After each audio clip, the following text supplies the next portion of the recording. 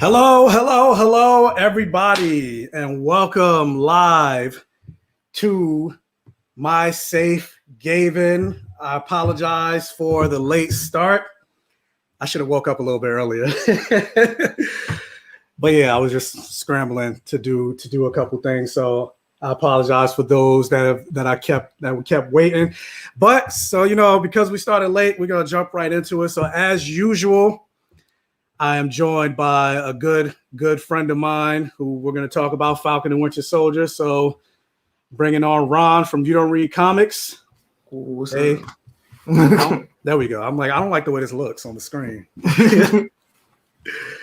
So, this is my first live. Hey, Michael. Hey, Joel. How you doing? Thank you for joining me. Thank you so much. So yeah, because this is somebody's first live. Everybody's live is somebody's first live. Ron, if you want to introduce yourself real quick. I'm Ron. I read a lot of comics. I run a website called You Don't Read Comics, and I'll be mostly post like reviews and news sometimes of all the books coming out weekly. So, and yes. I'm pretty big on Facebook and Instagram with posting memes. So you can look me up at You Don't Read Comics. Yes. And I have his link for his website in the description below. Definitely check it out. He has a shit ton of reviews on there. Some books I'm like, I never even heard of this. Like, how are you all reading so much? Like, because they send us the books, yo. So yeah, definitely keep. He's my go-to sometimes because I don't purport to know every motherfucking thing, and I got questions about certain things now because I'm still in the middle of reading Sam Wilson Captain America, so I haven't finished it. So it's really good. You need to. Yeah, I'm on like issue 6. So he's still well, I'm not gonna say, but he's still a werewolf. So yeah, but anyway, so yeah, jumping right into it. So guys, if you can't tell by the title, we will be talking Falcon and Winter Soldier spoilers. So if you haven't seen it, I don't know why you're here, or you could just want to support, which I appreciate, and or maybe you don't care about spoilers. And if you can, or if you're watching a live stream, or if you're here live, if you can, please hit that like button. Greatly appreciated to help with the YouTube algorithm and all that such. And also, it is not expected, but it is greatly appreciated. But if you have a question, comment, or anything that you want to get out to us as we talk through Falcon and Winter Soldier, you can leave a super chat. It is the lifeblood of the channel. And a famous quote from Buffy that we'll get to that later. As Spike always says, blood is life. Mm-hmm. So yeah, I would greatly appreciate it. So yeah, Ron, before we jump in, how is your Buffy run right now? For those of you that don't know, that haven't been watching the other live streams, Ron is making his way through Buffy the Vampire Slayer again. So which everybody knows is like my favorite show. Like I was a big fan when I was a kid, but it's just like something I haven't seen in forever, like 20 years. So I'm running through it now. I'm on season 4. It gets better as it goes on. There's no more Angel on the show, and Spike is kind of turning up. And you still not watching Angel yet, right? No, I haven't watched Angel even though I told you to. I can't. Like you want me to jumping back and forth between both shows. It was easier when they both came on back to back. When you were actually watching TV, that doesn't exist anymore. So, well, once you get to season 4, like certain episodes correlate. Like for example, when Spike shows up in episode 3, are you at episode 3 yet of Buffy? I'm past episode 3. I didn't see Spike. Spike was in episode 3 of season 4 when he visited her at college. No, that's not. It's maybe the episodes aren't in order on Amazon Prime, but that definitely hasn't happened yet. Oh, well, I don't know. The only thing that's happened that has alluded to the shows crossing over is Oz saying he was going to drop something off to Spike.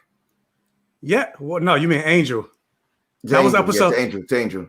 That was episode 3. Harsh Light of Day. When he I didn't see Angel in it. No, I'm not talking about Angel. I said Spike. Spike was in. You're asking Spike. Yeah. Spike came, visited Buffy, and then that episode correlates to Angel because after he leaves Buffy, he goes to Angel. Oh, I didn't watch Angel, no. So then there's another episode, a Thanksgiving episode. Angel shows up in Buffy, and then Buffy comes. Whatever. So you need to watch both because certain episodes correlate with each other. But that's not what we're here to talk about. We're here to talk about Falcon and Winter Soldier.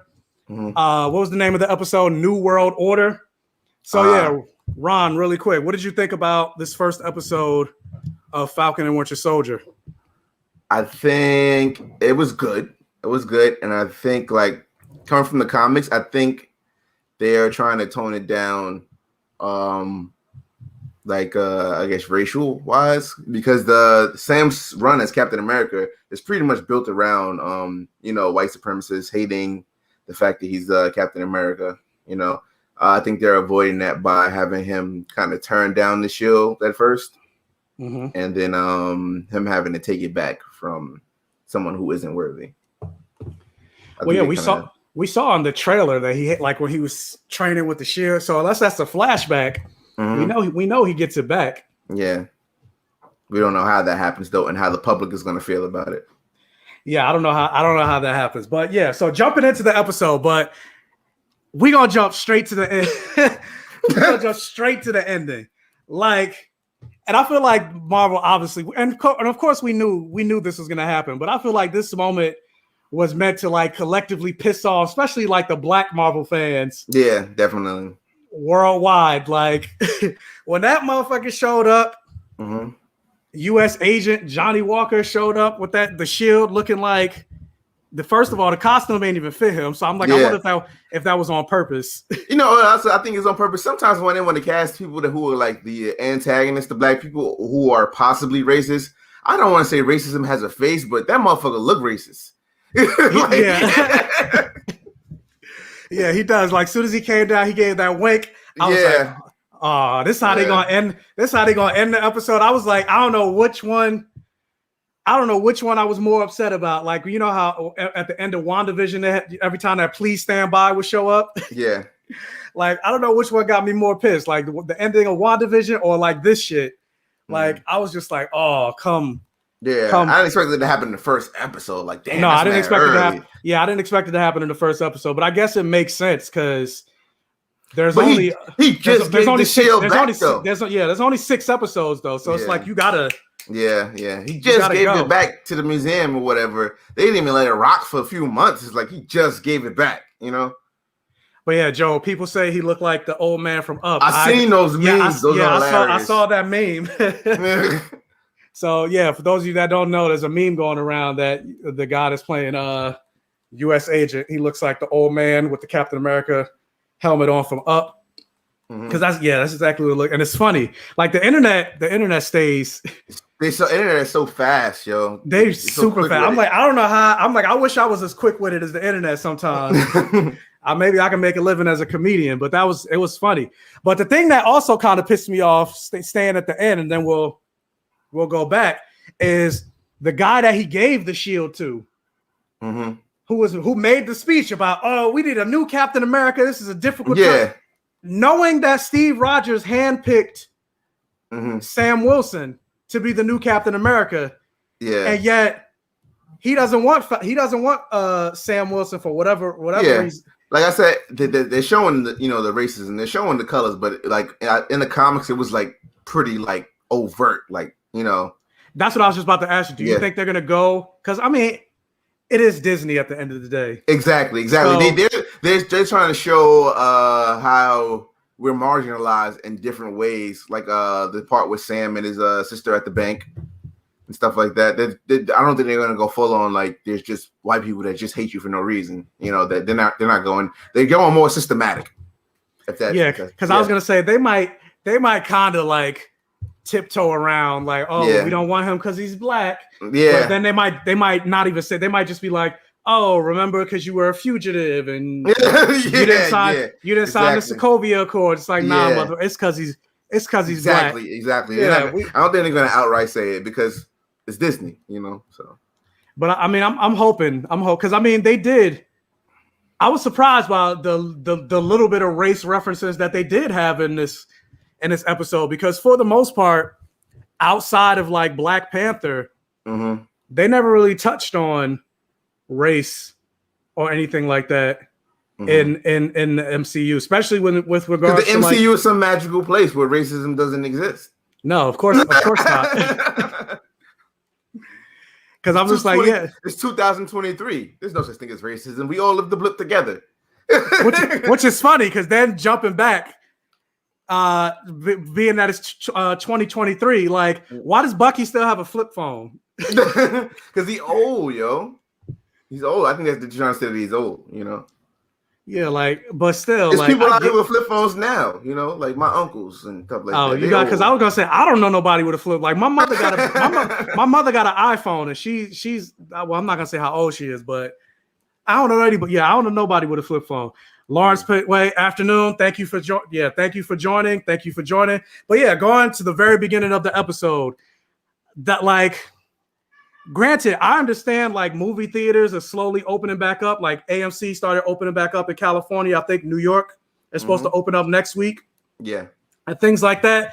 But I'm like, if Marvel and Disney and things like that keep hitting us with these great action scenes that look very cinematic, they're telling me I don't need to go to the movies after this. Yeah, I've seen it trending. Like people are like not boycotting, but saying that you shouldn't pay Disney to see Raya because it's going to kill the movie industry. Like continuing to pay like that premium to see a movie at home is going to hurt, you know, the movie industry and like stop us from returning back to normalcy.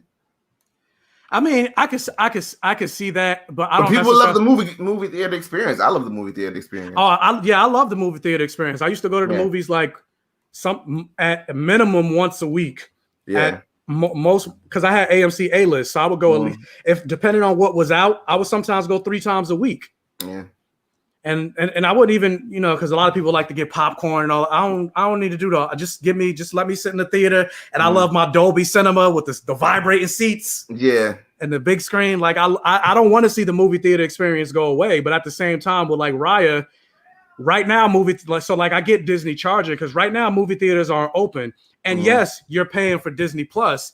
But at the same time, Disney Plus is supposed to pay for everything. Like movies can't sustain that level of quality if you're only paying that premium fee, but you're not paying for every individual movie. Because like those big movies, like for example, Avengers Endgame may have made almost $3 billion, but all of that's not just going to go to the Avengers. Some of that's going to go to pay for other Marvel movies. Exactly. But if you're only paying like the $30+ on Disney Plus, that's going to have to go to like Riot, and then it's going to have to go to like High School Musical, the musical, and then, something else. Yeah, and all these other properties. So I mean, I get why Disney is charging, but yeah, like that, like getting back to that action scene, like I was surprised, not surprised, but I was surprised by how good like quality that looked. Because even stuff like The Mandalorian, like you can kind of like times of watching, I want to like, oh, this looks great for TV, but at the same time, like, yeah, I can kind of tell they skimped on the budget just a little bit. Maybe that's why 6 episodes. Yeah, I mean that's probably put a lot of money into it. Yeah, yeah. Marvel's like, because you know, one of our biggest complaints about WandaVision was like, oh, it's too short. So they're like, oh, well, you want longer episodes? Well, we're gonna give you a shorter season. Yeah, but this episode wasn't even that much longer. It was. I mean, it was longer than most of what like. They didn't. It wasn't like they didn't have 7 minutes of credits. They hit us with the Mephisto again. Had us believing that the first episode was going to be 2 hours. I'm like, come on, man. Marvel don't say nothing. Wait, who thought that episode was going to be 2 hours? I didn't think this episode. I saw that trending, yo. I saw that trending. That's what you get for falling for that okie dokie. You didn't learn. You didn't learn from WandaVision. I didn't believe it, but I saw it. Is what I'm saying. Now I saw a thing that said every episode is going to be between 45 and 55 minutes. So I was like, really probably like 35 or whatever. Because I'm like, what? Every episode is going to have 7 minutes of credits. But this one, it didn't have 7 minutes of credits. It had like maybe like 4 minutes of credits. So I at least appreciate that. Yeah. But yeah, what did you think of that action? The action scenes were good. Like it was like movie level quality action scenes. I was actually so it was nice to see Sam on his own because he's usually fighting alongside Captain America. We got to see Sam. I think it's probably our first time seeing Sam in an action sequence by himself. Yeah, and I think it was great, especially considering like this show is called Falcon and the Winter Soldier. Exactly. And so, you know, he should be the one that takes the top billing. Even though somebody in my comments on my non-spoiler review pointed out to me, which I didn't notice. They said even though it's called Falcon and the Winter Soldier, Anthony Mackie plays second in the credits. So I don't know what that's about. They even pointed out, even with WandaVision, it's called WandaVision. You got more focus on Wanda, but Paul Bettany is listed first in the credits and not Elizabeth Olsen.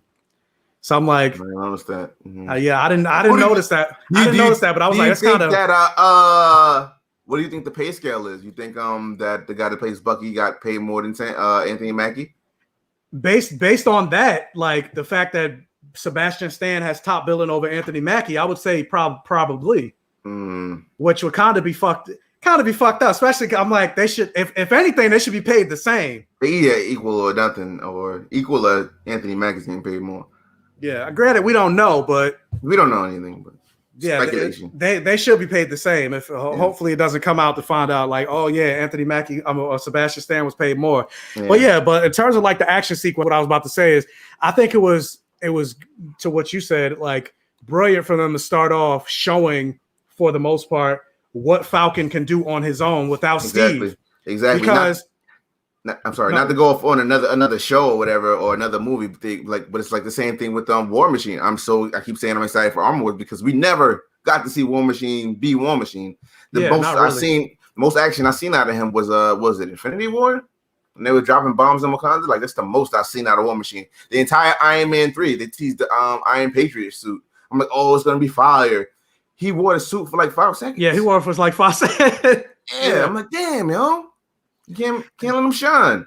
And also with that, like, yeah, we've seen Falcon fly, we've seen him do things, but for the most part, his time in the MCU, all we really see him is fly, point, and shoot. Yeah.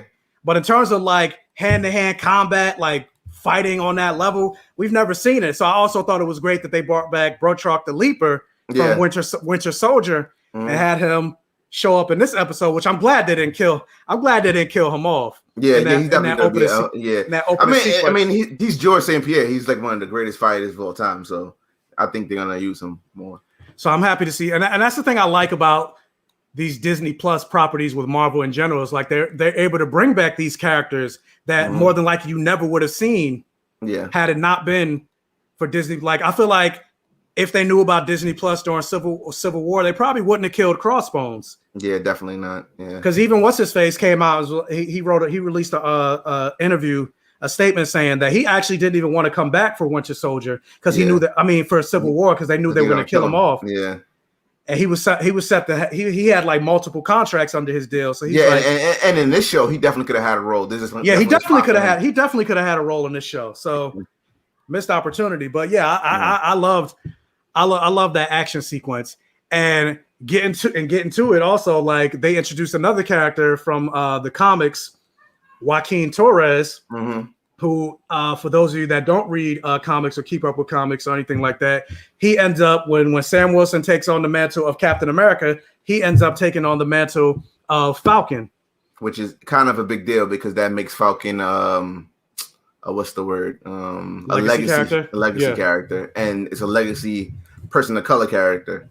So that's pretty dope. Yeah. His Mexican, and I think the actor is actually Mexican too. Yeah, he's definitely Hispanic. I don't know if he's Mexican. Yeah, he's definitely Hispanic. Yeah. But that's good because representation matters. I'm always about that. I can't think of other unless you want to include Shuri and Black Panther. I can't think of another legacy black character. Yeah, no, he's.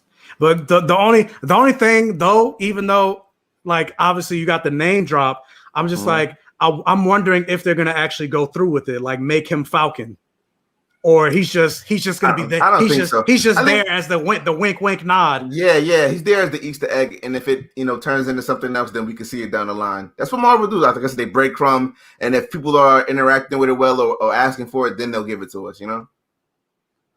Yeah. So it was cool to see because I didn't know he was going to be in the me either in the show. So that was a nice surprise. Now, because I'm me and I have to say it.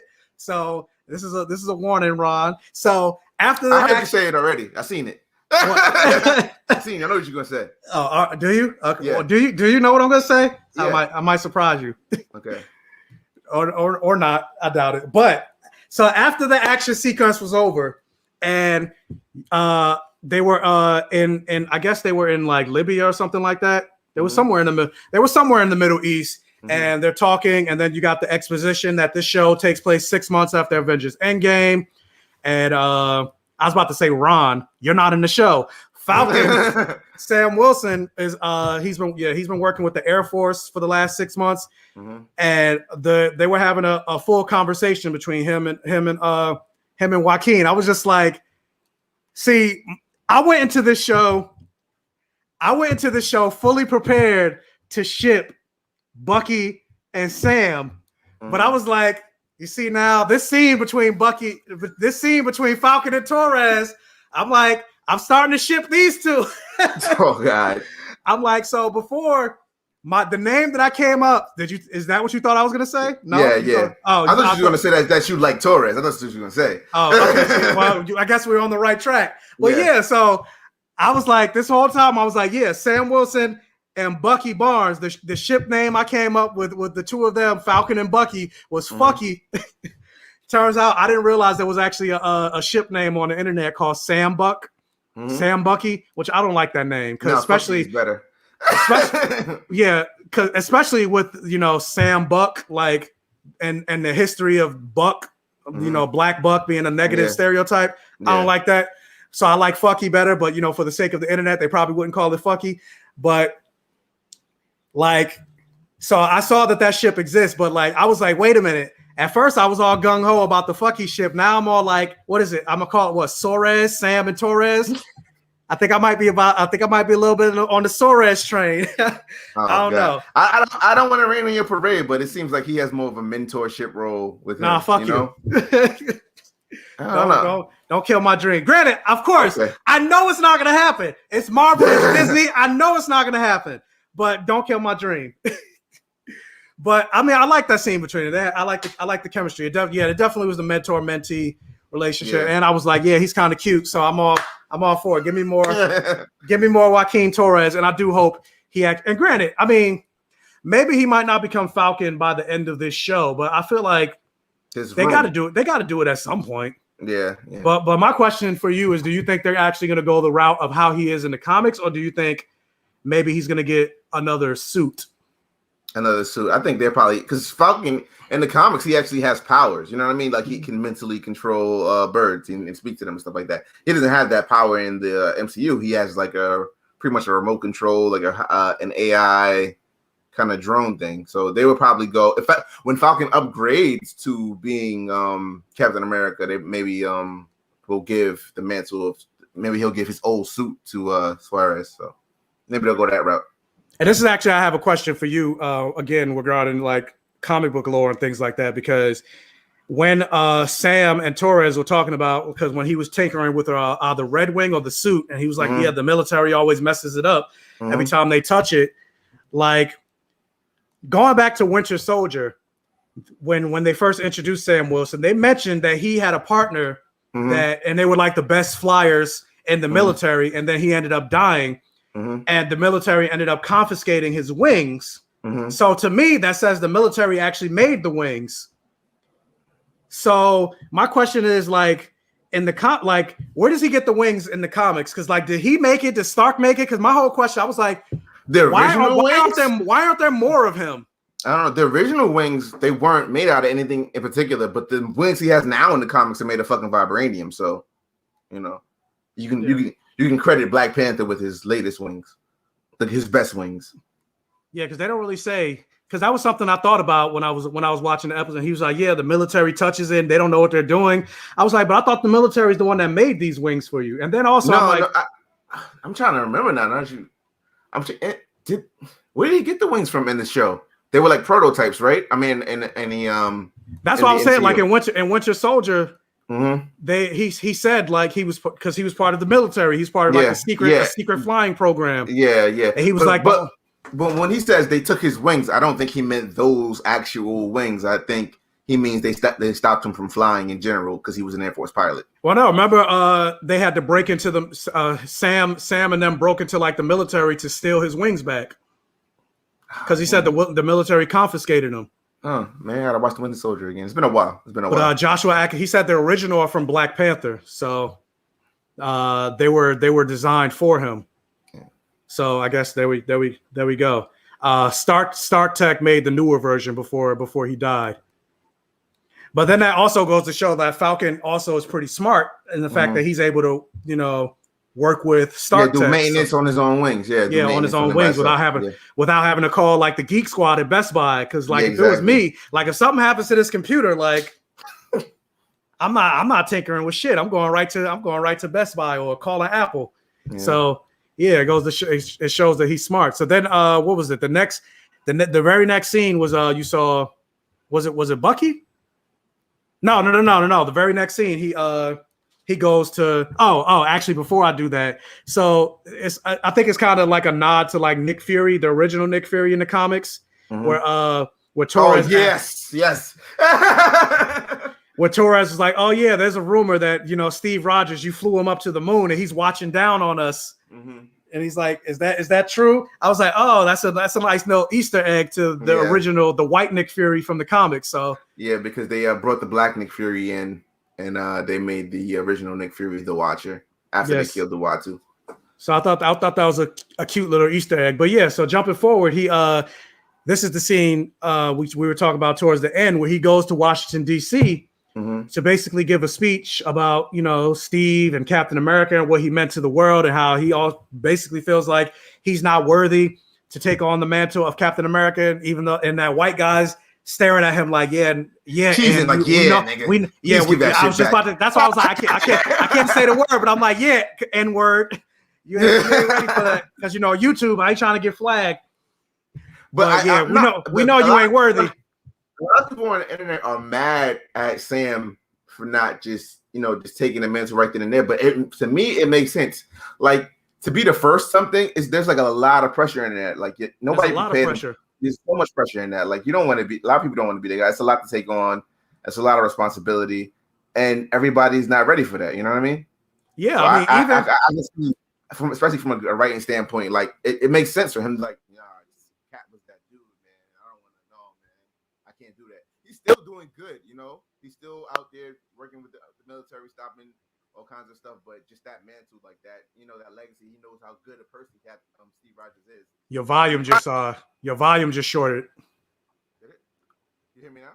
I hear you, but it went from normal volume to like you're talking like that, like you hear me, but it's like is it good now? Yeah, now it's good. Yeah, like Steve Rogers is fictional. Like a lot of Marvel characters are like realistic. It did it again. It said Steve Rogers is fictional, and then you went out. Oh yeah, now your thing is muted. Like you see that, yeah. I just pressed it. So you hear me now? Yeah. Like Steve Rogers is fictional. Like no one is that good. Like no one is that good. Like a lot of Marvel heroes are realistic. No one is as good as Steve Rogers. He's an impossible ideal to live up to. Like Superman, Steve Rogers, like Spider is the closest thing I could think of. Spider-Man is a regular guy trying to be that good, and Sam isn't even that good. So, I mean, as a person, it's hard to live up to that ideal, and then to do it for everybody. I'm late. What I missed? Hey, thank you for joining us, Dust Daughters. I appreciate you joining the stream as always. We're just talking Falcon and Winter Soldier. We're still pretty much at the beginning, so you didn't miss that much. You just missed us talk about our initial thoughts and the actual. I feel like I'm like, why am I yelling We're talking our initial thoughts. Yeah. Probably because you couldn't hear me before. Yeah, we're speaking our initial. Yeah. You missed our initial thoughts and what we thought about the action sequence in the beginning. Yeah. But a lot of the story could deal with Sam, like, gaining that confidence and taking on that responsibility, and that might be a really good story. It's one thing to say there should be a black president, and it's another thing to say I'm going to be the first black president. You know what I mean? Yes, it is a huge responsibility. So I mean, I get that from a writing standpoint, and then like also wait, and really quick before I get into that, this is something that's like unclear for me regarding this episode. In the sense of like them mourning Steve Rogers and Captain America. So I'm like, is he dead or are they just mourning Captain America? Steve Rogers is not dead. I think that the general public doesn't know what happened to him. Like Torres was questioning him. They don't know that he just turned into an old man like out of the blue. He just gone. The general public probably thinks he died fighting Thanos. Yeah, because that's something I was just wondering. Because I'm like, even with the way they would talk, like when Rhodey and Sam were talking about, I was like, is he actually dead? Because even in the very beginning, like it just looked like. And the fact that Chris Evans did sign a new deal with Marvel, and we had no idea what it's for. Maybe there's something to that moon stuff. Maybe he is going to be the Nick Fury. Maybe he is going to be on the moon base. Maybe he is going to be on Secret Invasion, and maybe he's going to be working with Sword and watching the planet from above or whatever. There's nothing else to do. Peggy's dead. I mean, yeah, that would actually be cool, and that would actually go into the comics when he first became Old Man Steve. Yeah, and he basically became the leader, the tactical leader, the guy in the chair. So I mean, that would be a cool role. But granted, Chris Evans, like, will he want to just do that, just sitting in the chair, but like, you do this, you do. But then again, he's getting paid. So what else? Exactly, a lot. What else is he doing? Joel was like, he's living on Hawkeye's farm. I mean.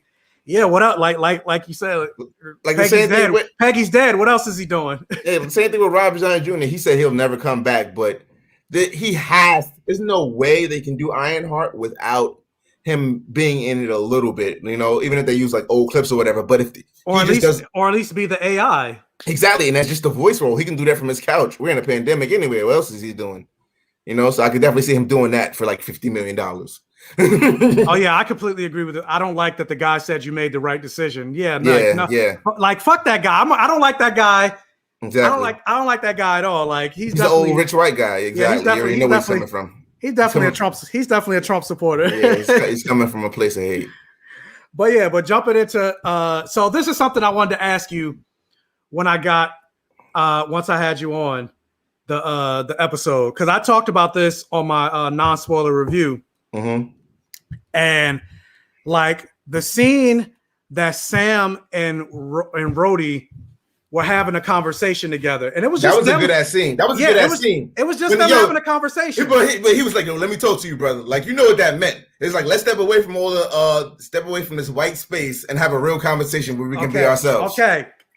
This is why I wanted you on, because I'm like, we on the same wavelength, because I was like, it's just them having a conversation, but this scene is hitting me. Yeah, exactly. Not like I didn't get emotional or anything like that, but like I definitely felt something, because I'm just that's that head nod. Like when you in the room full of white people, when you see one black person, you give them that head nod. That's that feeling. That's that. Yeah, I was actually just about to bring that up, because I'm like, because it's very rare when black people are on these mostly white shows and mostly white spaces. Like more times than not, when writers write us in these shows, and then we're another black person in the room, it's very like it. Granted, all black people aren't a monolith, but it's very unrealistic for us to be in mostly white spaces. I see one more black person, and I don't check up on him. I don't acknowledge him. I don't try to go over there and connect with him. And you don't see that on shows. But you do see those people, and when you see those people, you assume that they're a different kind of people. They're not with us. They're not for us. They're happy to just be in this space, and you don't deal with them.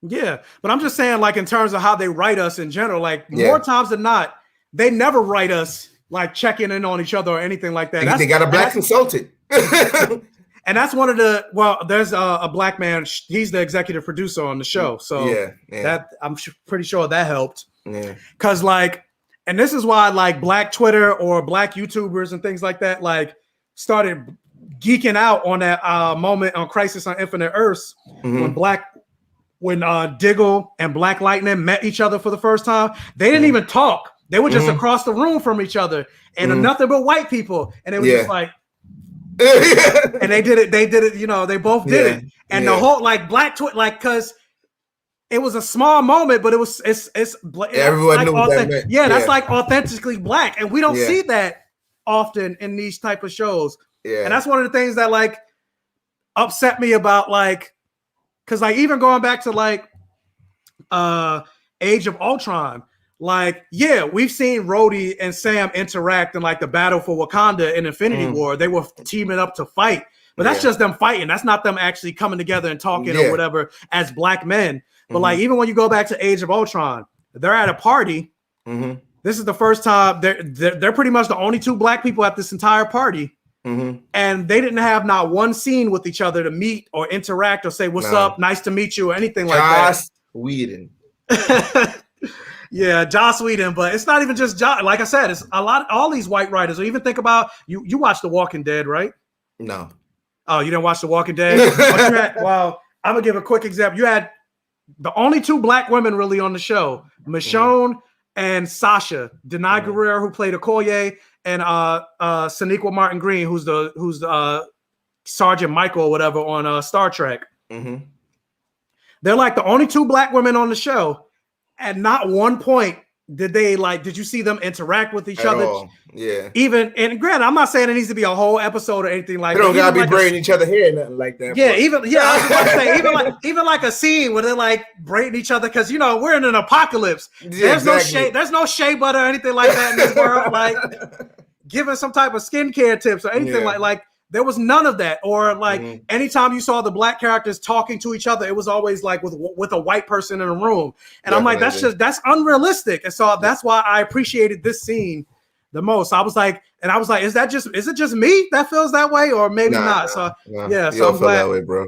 I'm glad it wasn't just me. So I appreciated that conversation. And hopefully we see more. Granted, probably not, because it's only 6 episodes, but hopefully we do see Don Cheadle show up. He might show up in the last episode. Maybe, at least the last episode. When he finally picks up the mantle. Yeah, when he picks up the mantle, let him. I hope he shows up, especially with the kind of like. Can I ask you, like, why didn't you come on, Black Captain America, like? Yeah, but then that's another thing. It felt like Don Cheadle's like putting War Machine's putting that pressure on you, like be the first Black Captain America, and it's not something that you volunteer for. You didn't sign up for this, It's a lot of pressure, so we'll see. But sometimes I forget the saying, but it's like you're chosen. You don't pick it; you're just chosen. Yeah, he literally was chosen. He was chosen. Yeah, we'll see. I'm curious of how he's going to get the shield back. What he's going to beat up USA, and I'm also curious of what they're going to do with US Agent in terms of are they going to give him power? Because he's a super soldier. Well, he's stronger than a super soldier based on what I saw. Like exactly. Yeah, he's more powerful than Steve Rogers, actually. Exactly. So I'm wondering if they're going to go. I wonder if they're going to go that route, like if they're going to actually. But you seen they showed those enhanced people. I think he's definitely one of those enhanced people that Baby Falcon fought. Hashtag Baby Falcon. Probably. and I'm hoping though, because maybe granted they're probably not. Because they still have the rights to X-Men, but they're probably not going to call it like a mutant growth hormone. Yeah, they still haven't introduced mutants yet. Yeah, but this is something I touched on yesterday on my TikTok when I was talking about Patriot, because there's rumors that Eli Bradley, Patriot, is going to be on the show. Yeah. And they're going to talk about Isaiah Bradley, the first Black Captain America, and the experiments and the Tuskegee. Yeah, and those comics are skyrocketing right now. By the way, Truth, Red, Black, and White, #1, skyrocketing right now. So if you got any coin. Yeah, definitely check it out. Yeah, for those of you that don't know, do a really quick rundown. Because I'm not here for gatekeeping motherfuckers like, oh, you should know this, especially if you're watching this. Because I've had that, somebody tried to gatekeep me on my Justice League review. Really? you should, because they mentioned that I was talking about how the Snyder Cut was $70 million or whatever, and they had to do reshoots and all this other stuff. He was like, they didn't do any reshoots, and you should know better or whatever. I'm like. Those people are looking for likes. They're looking for clout. Yeah. I'm like, get out of here with your gatekeeping motherfucking ass. And first of all, I'm like, I read 3 articles and they said they all did reshoots. So come for those articles and not for me. Exactly. And then he was like, you trust the same media that made fun of him when his daughter died? I'm like, oh, so you're calling fake news? Okay, goodbye. Get out of my fucking chat. But anyway, going back to what I was saying, for those of you that don't know, there's a comic book series that came out in 2003 called Truth, Red, White, and Black, written by Robert Morales and art by Kyle Baker. And it basically told the story of after Captain America became a super soldier and the person that created the super soldier. Before. Well, now they retconned it that it's before, but we don't. Yeah, it's before. That's what I was saying. Now it's before, but in the actual comic, Steve Rogers existed. Yeah, no, that doesn't make any sense. Let's write it. Let's talk about how it is. So now it's before Steve Rogers existed in order to perfect the super soldier serum. But I'm like I said, but just in case people pick up the comic, he said before, it took place after. So yeah, if you read the comic, it was after, but now they retconned it to before. But anyway, so in order to perfect the super soldier serum before they gave it to Steve Rogers, they ended up experimenting on black soldiers to perfect the serum, and most of the soldiers died. And again, this is a throwback to this Tuskegee experiment. Exactly. But the one that survived the experimentation was a man named Isaiah Bradley, and he's dubbed the first Captain America. He's also a Black Captain America. And so it would be a very huge missed opportunity if they don't talk about that in this show. But yeah, I definitely suggest you guys check that comic out. The art, I'm not a fan of the art. Mm-hmm. It looks a little weird, but it's the story that's the most important thing. But yeah, go on to what I was saying. He has a grandson named Elijah Bradley. He ends up becoming the superhero known as Patriot for the Young Avengers. But the thing I'm hoping that they don't go the route of is because he is a legacy character. He comes from Isaiah Bradley, who was a super soldier. Like, I hope they don't go the route of making him a drug addict to give him his powers, like with the mutant growth hormone, like they did in the Young Avengers comic. It's not like, or not addict, but it's. I mean, he needed to keep shooting up to get the power. To be a hero, to be a hero, not to get high. Like you got the one, not to get high, but still, like you got the one black character on a team, and you got him taking drugs. Like, it's not a good look. I hope they don't go that route. I feel the same way. I hope they don't do that. They don't have to.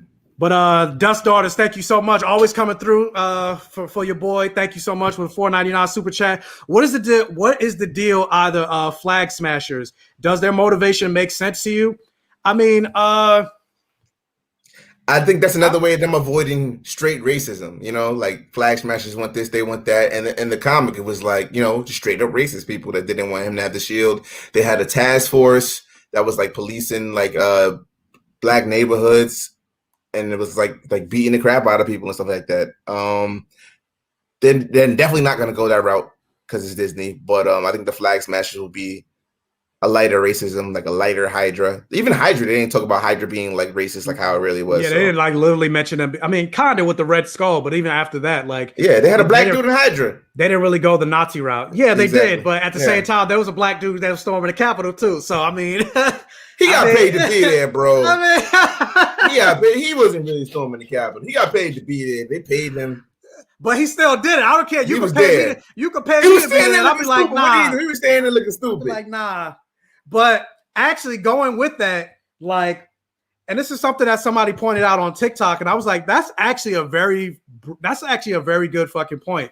That granted, depending on what they do and how they do it, this show is very topical and timely in the sense of what's going on now in the real world, not just in the sense of like people, white people storming the Capitol and they could do a nice commentary on race and race relations, and got a black Captain America, and you got this fascist group or whatever called the Flag Smashers, and them wanting to make America great again because they want to go back to the blip.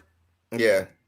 But also with that, like considering we're in the midst of a pandemic, a global pandemic that is affecting everybody, and now the world is slowly trying to get back to normal. They're slowly trying to reopen and things like that, and a shit ton of people are now out of work, myself included, and a lot of those jobs, are not coming back. Like a lot of businesses are out of work, so a lot of people are struggling to try to figure out what they're doing, and it's like. You get a lot of parallels with this show where like a lot of billions of people are coming back from the blip. They've been gone for the last 5 years. They're trying to pick up the pieces of their lives. Like their family members have aged. They're trying to like, you get to the end of the episode where they're trying to get a bank loan, and the bank who's like, you had no income for the last 5 years. It's like, motherfucker, I didn't exist for the last 5 years. Yeah. Like, what do you? And I definitely saw that, and especially it was because they were black as well. But I didn't like. Yeah. Oh, of course. The fact that Sam is a goddamn American hero, and maybe they're trying to say even if you're an American hero, but that fool got money. Sam got money, yo. It was good for the show. I understand what they were trying to do, but there's no way Sam's going on all these missions, has all these government contracts, and doesn't have money. That was kind of I was thinking that too. I was like, how do you not? Yeah. Granted, maybe he has money, but we don't know how much it's going to cost. I've been to Iraq and Afghanistan myself personally, and I made decent money just doing that at a way lower level than Sam. So. Okay, well, I guess there you go. So I guess that's I'm speaking from from personal experience. Yeah, exactly. But I was also like, damn, you need to tell me like, because even with the reference, he was like, so like y'all didn't get any money from Tony Stark or anything like that. Exactly. Nah, it's just goodwill. But I'm like, wait a minute, they didn't even have Tony Stark paying y'all when y'all was Avengers. Exactly. And even in the comics, when you're an Avenger, you're on the payroll, like Yeah, like going back to a comment that Joshua Atkinson said earlier, he was like, I thought being an Avenger was a dream job, but apparently it's a weekend hobby. Like, yeah, like I thought in the comics, like when you're an Avenger, you're on the. That's why I like when Spider-Man became when Spider-Man became an Avenger. He didn't get paid because he didn't want to reveal his identity. So Tony Stark couldn't send him a check. But the rest of them, they were all getting paid. So I'm like, you mean to tell a multi-billionaire he wasn't paying them? Like, come on, Stark. You already almost destroyed the world with like Ultron and your what? You can't pay these people. Exactly. Like from a realistic point, though, that pension plan. That one mission Sam did in the beginning of the movie, that's probably 200,000 right there. So I was about to say that. Yeah, he probably should. But who knows? He's been gone for the last 5 years. He probably got It was directly with the military. He probably got a whole bunch of debt. Nah. He's been gone for the last. Like I said, I understand they're trying to tell that story. You know, like it's different for us, and I respect it, but it just doesn't really. They could have found another way to make it make sense. Maybe have but he also said like he made a because I'm like, now that I think about it, he also referenced that like I have government contracts, so I got income, I got money. Yeah. But they were still just like, so I think maybe it's not even about whether he has money or not. It could just be like, nah, motherfucker, you black. Like, yeah. So it could be that, like, because they did mention. Now that I think about it, they did mention the government contracts. Yeah, but how much does it cost to save like a shrimp boat in Louisiana? And why did they turn his origin into Forrest Gump instead of having him be from New York? He's Bubba from Bubba. Buffy and Bubba. I think that probably goes because Anthony Mackie is actually from New Orleans. Yeah, so they went with that probably. Yeah, so they went with that instead of him. I mean, I understand that all the superheroes are from New York and stuff like that, so you're trying to diversify it or whatever. But first Killmonger was from Oakland because Coogler is from Oakland. Yeah, Coogler's from Oakland. But he's from Harlem. Like, come on, man. Like Luke Cage, Harlem. You know. They taking. I'm being from New York. They taking all my superheroes. I'm like, yo, you gotta chill. Like, I want a black. I know who got Spider-Man. I need a black superhero from New York. Just drop Miles already. Miles is from Brooklyn. You're not gonna change that. Drop Miles already. So you need them to be from New York. Yeah, one. Can I have one black superhero from New York? Like, Peter's from New York. Nah, that don't count, man. That don't count. Give me Miles. Well, what did Cool and Jelly? That's my sister. Hey, thank you for joining. I always look for I always look for these all too rare instances. I can't read. I always look for these all too rare instances of nuance and human interaction without a white character at the center. Yes, that's why I really enjoyed that scene. But yeah, so where were we going to that? So we talked about the Falcon and Rhodey interaction, him giving up the shield, and then next is the scene with Bucky. So yeah, it was cool to see him in that costume again. I know it was just a flashback, but I really like the costume. I like the costume too. The wig, I like him with the actual natural hair. But going in, also something that now that I think about it, going into it, like, granted, we know Bucky's an assassin. We know he murdered a shit ton of people. So going back to see that wasn't surprising. But even with this, like, even like Sam was killing people left and right in that beginning opening sequence, and that actually caught me. I was surprised about. I don't know why. I guess you don't realize that Sam's in the military and they kill. Yeah, people? But even still, like, we don't necessarily see like Avengers doing that because we don't. They kill people. Captain America will kill you. Captain America has bodies. He has Nazi bodies. We didn't even see him do that. Yeah, they ain't want to show you, but he got Nazi bodies. Yeah. But the fact that they like blatantly showed, like, he blew up the person in the chair in the helicopter. I was like, he threw one person just out the helicopter. I was like, I'm here for it. I always say that, granted, they didn't have that much of it, but I'm like, I always say the things I love in my fantasy: blood, sex, gore, and magic. So I'm here for the murder count. But I was like, oh, okay. Especially Disney. I was like, oh, they're actually going for it. I'm surprised. Yeah. So like especially like when Winter Soldier was stabbing people in the neck, and I was like, oh shit. That was the jailhouse jokes. Just right, Lawrence, he said, I like the long hair. I mean, yeah.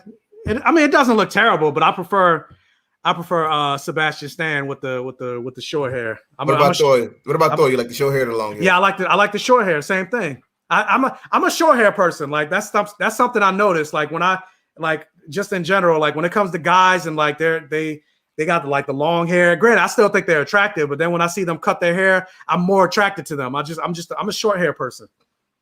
So I don't know. I don't know what that's about. Maybe it's because I'm bald and I'm secretly jealous. Don't be making that face. Fuck you.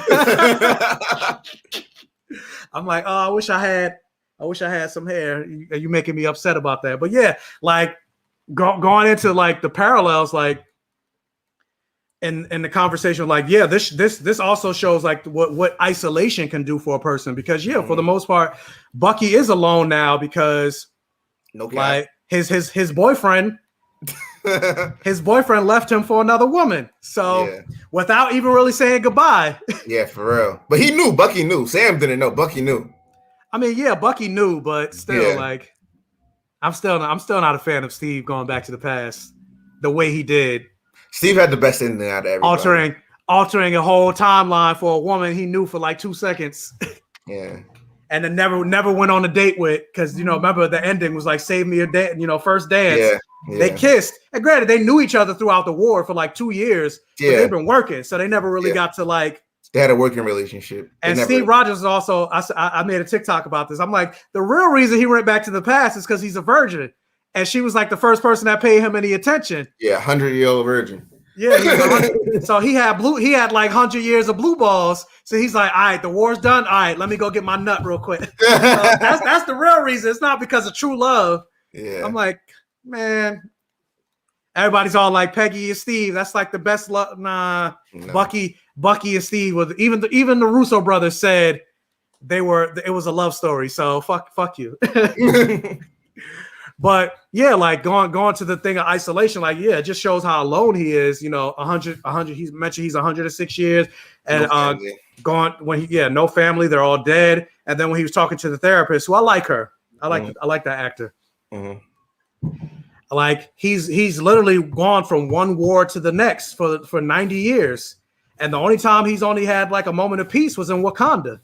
Yeah. So. If they he said that was brief. They brought war to Wakanda. He was there chilling. They brought a war over there. Yeah, he even looked tired. Like when they brought him the arm, he's like dang. Yeah, every time I wake up. Yeah. Like, dang, even here I can't escape. Yeah. I can't escape shit. Yo, did you see the meme with him doing his hair? There was like when Bucky found out that Steve Rogers I posted that meme that he went and got his hair done. Yeah. Again, true love. But like that whole conversation, like, yeah, I like that whole journey that he's on, because it's tough. Like the fact that, because especially going to that man that he knows, I think his name was Yuri. Mm-hmm. Like, and that seems to be like his only friend. Mm-hmm. And the fact that now he has to come clean and tell this man that he killed his son, knowing that more than likely this man will not forgive him. I mean, look at what happened with Civil War. Steve Rogers knows he was brainwashed. Mm-hmm.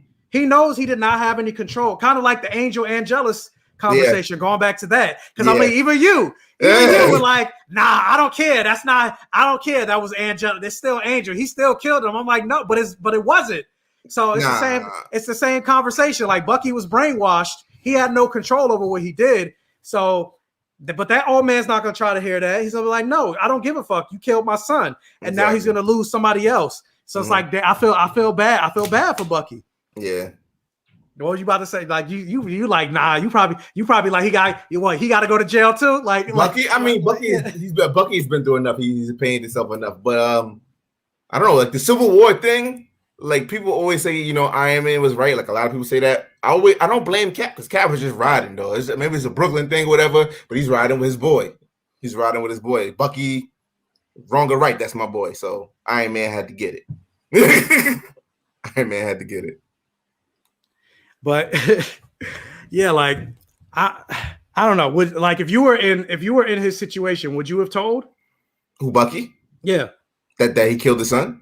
Yeah, like if that's your therapy, that's your amends, whatever that you got to, the journey that you're on. Granted, of course, you don't know until you're really in it, but I mean, that's part of his penance, or whatever he's trying to go through. That's part of his penance. That the pain that Bucky's gonna feel by telling that guy that's what he did, he deserves that. Is what he feels, That's part of it.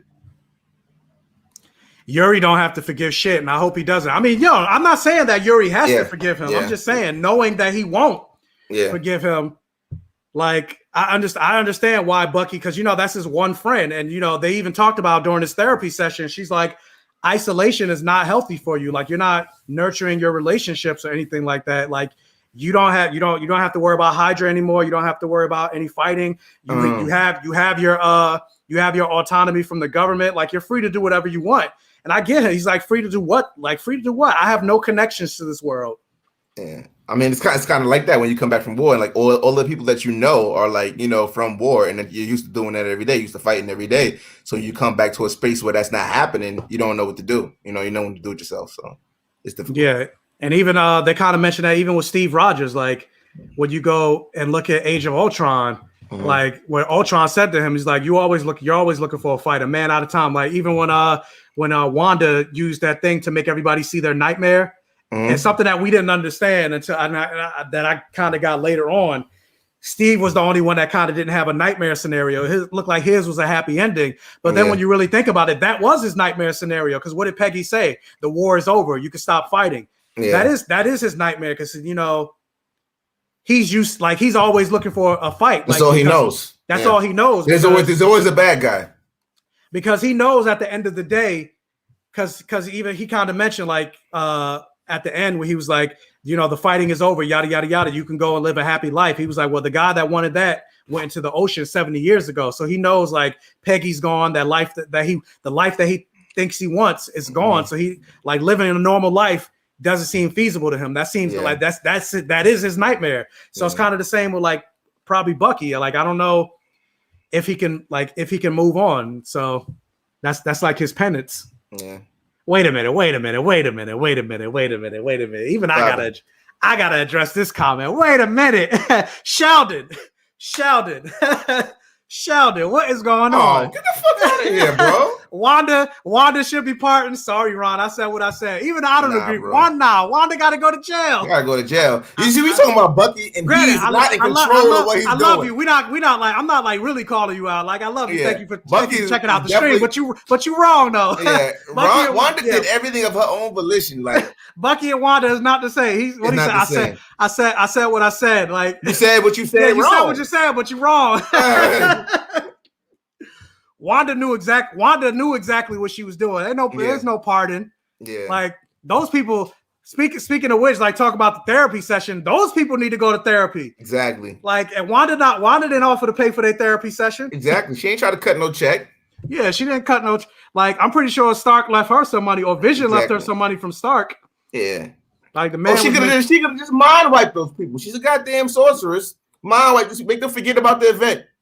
Yeah, exactly. She definitely, Lauren. Yeah. Like she definitely needs to be held accountable. And the writer and the director kind of addressed this. He was like, "Well, I think we kind of did have her held accountable. The town will never forgive her, and she'll never be invited into Westview again." I'm like, that ain't no damn punishment. Did you see what Westview? Did you see Westview? Like Westview. Westview ain't no place I want to go back to. Exactly. And it's going to be, the military is going to keep that event under control. The whole world at large is not going to know what happened at Westview, and maybe they should. And maybe that will be a real, punishment for her. Everybody in the world sees her as a villain, and not just the people from Westview.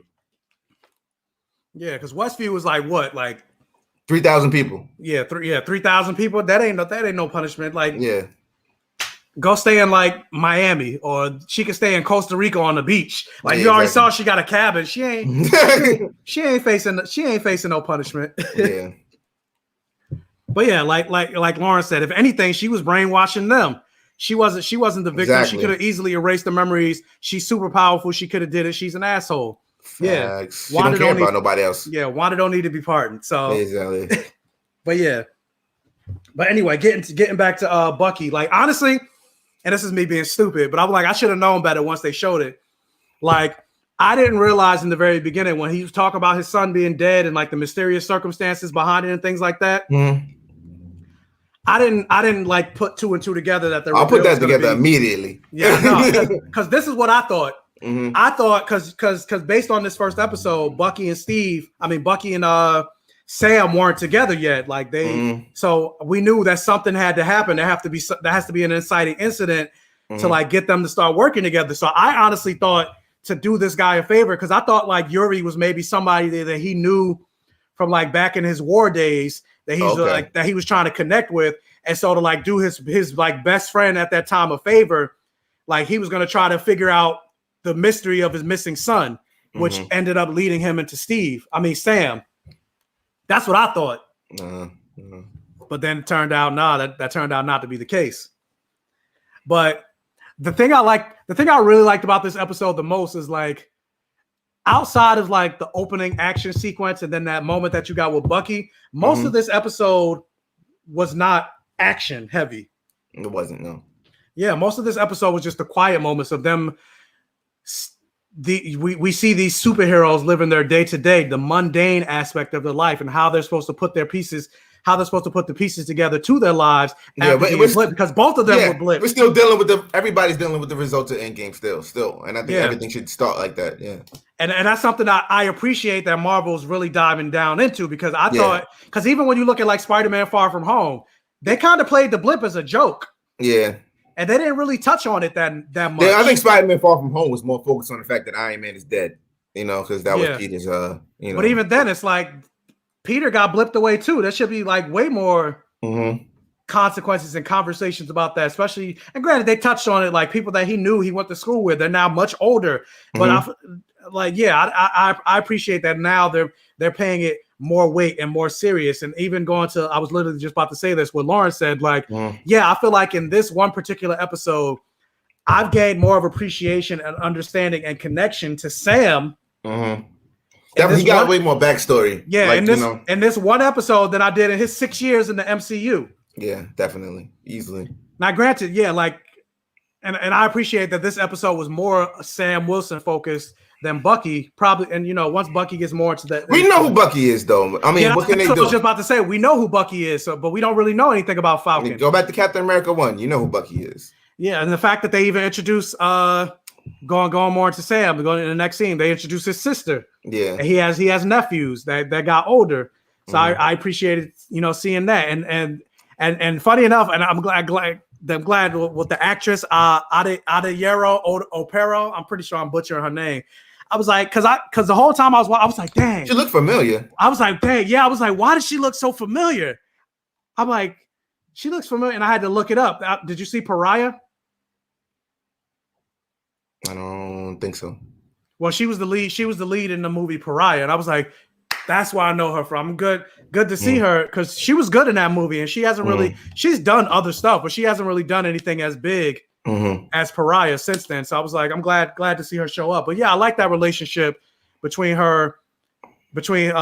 his sister and her, and the conversation that they were having, and even how, like, to me it felt authentic, like the way they were talking to each other, the interaction, how she punched him and he was like, don't hit me. Yeah, that was cool. I wish she had really punched him to make it more authentic, but she tapped him. I wish she had really punched him. He could take it. I mean, it is acting at the end of the day. It is acting. Yeah. I mean, I expect too much realism. That's a stump punch. Yes, it was. Yeah. But I did see somebody, because I'm like, did you have a problem with the way they were talking? Because I'm like, I didn't have a problem with the way they were talking. I thought it felt authentic to me. But I saw somebody post a tweet that said, did anybody? They said, oh, they thought the AAVE, which is African American Vernacular English for those that don't know, they thought it felt forced in the conversation. No, somebody black said that. Somebody black said they thought. Yo, the thing they thought the AAVE felt forced, and so then they looked up who the showrunner was, and then they found out that the showrunner was actually the same. He was one of the showrunners on the show Confederate, and so they like, oh, it makes sense now that they had him working on that show, and that's why the AAVE felt forced. And I was like, granted, it didn't feel forced at all, because I point that stuff out immediately, like when it sounds like it's too much. Or like they're faking it. It sounded real natural, especially like when you're around other black people. It just comes out, bro. Like it just comes out, and it depends on who you're around. Like I'll be around Jamaican people, and I'll start speaking patois. I'm not even Jamaican. It's just like it just comes out like when you're around certain people. Yeah, and I'm like, granted, every criticism is valid. I'm not gonna trying to disprove her criticism. But I'm like, to me, it didn't feel forced at all. It felt natural to me. And then also going to Malcolm Spellman, the executive producer, I'm like, yeah, the show Confederate was a problematic show. However, it wasn't like it was their idea. It was D&D's idea from Game of Thrones. And I'm like, so considering that show was going to be a thing that was going to be made. I would rather have us in the room than not. Yeah. And until it comes out, and it was supposed to be him and his wife, and they're both black. So I'm like, so unless it comes out that both of them, like, they release a problematic statement or anything like that, I'm way more willing to give us grace than you know, for them, considering they were working on the show, give them more grace than not, because maybe they were trying to try to make a less problematic show less problematic. So I don't fault them for being part of that show, but I didn't necessarily like understand like them saying like, yeah, it felt the AAVE felt forced. I didn't think it felt forced. Not for a second, no. So yeah, I wanted to ask, but what is it? You know the difference between an organic black family conversation and a WB-CW family like conversation? Yes. And I didn't feel like it was a CW-WB type of show. Like, yeah, it felt like a real like even when the conversation with them talking about the boat and Sam was like, or sister was like, we've been through this already. Like, why are we going? And then she was like, and she was starting to get mad, and she was like, can I talk to you for a second? Exactly. Like, even just that, like that felt like, you know what that means. That's like that mama. Granted, she's a sister, but that's like that mama. Like, bring your ass over. I'm about to fuck you up. Like, who's older? I mean, probably now. I mean, granted, we don't know, but now I would say probably now her, because she was still alive. And how does that work during the blip? Like, if you got a little brother and you're only like 3 years older than him, and you blip, and he older than you now, is he still your little brother, or? Well, I mean, technically no, because now he's old. Now he's 5 years older. I'm talking about the relationship, the dynamics. I mean, I would say that the younger brother is now the older brother, because also what makes you older? It's not just your age; it's how much experience in life you lived. But now it's also that younger brother, also the experiences that you had together too. Like if you've helped walk your brother to school and stuff like that, you've done all these things for them, like fed them and stuff like that. But they're older than you now. But now you missed 5 years of that. Like if you're my older brother and you're 10 and I'm 5, and now you blipped away and now I'm 10, that between those ages of 5 and 10, you missed all that time of walking me to school, maybe dealing with bullying. Now we're the same age, and now we're about to have the same experiences. So it's different. It's difficult. I don't know if they're gonna get that far into that. No, they're probably not. or even a conversation of like, because they kind of showed it a little bit when the one guy was like, "Hey, Avengers, thank you for bringing my wife back." I'm like, nah, he mad. He probably done moved on. Tight. But that's another thing. Like, what if you did move on and married into another family when your wife or husband blipped away? Now you got a whole new family, you got kids with this new family, and now your spouse came back. Like, how do you what do you do with that? Like, how do you get real polyamorous, or even like with going back to Endgame with like that one guy, the Russo brothers, he's talking about, he had a boyfriend or whatever that disappeared, and then he met somebody else who their boyfriend disappeared. They went on a date for the first time. Yeah, like how what happens when it's come back? Yeah, that's something I want to see. Like, how do you deal with that? That had to be a more grounded show. I don't know what characters would deal with that. I don't know. But yeah, I mean, Polly. Yeah. It's a new world. Yeah, it's a new world. Just combine the families. But what else in the episode? So yeah, the boating thing, we get to learn more about Sam and like his mother and father. They had a shipping company. Yeah, like you said, they turned them into not Forrest Gump, but Bubba Gump shrimp. It's literally shrimp. Yeah. They're fishing and things like that. And I didn't even think it's funny. I was thinking that when I was like, they got a fishing company. Like, yeah, all right, whatever.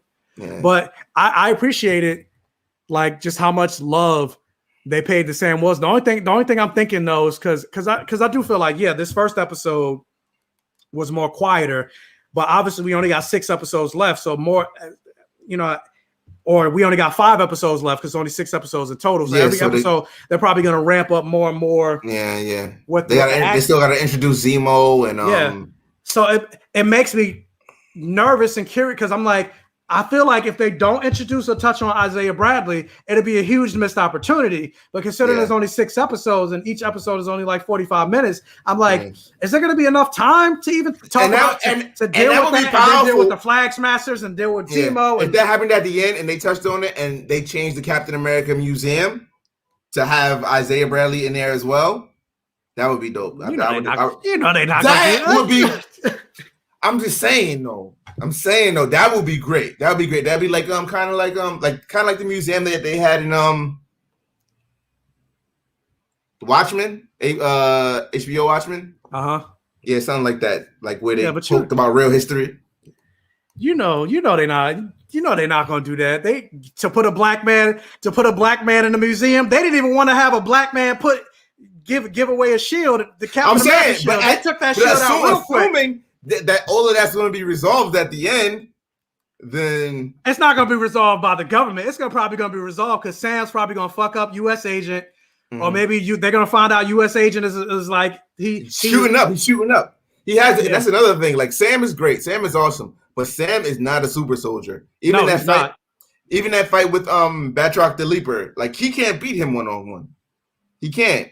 Even wielding the shield, there's instances in the comics where he throws the shield and it's like not accurate. Captain America has all kinds of powers. He has super strength, and he has like a mathematical mind.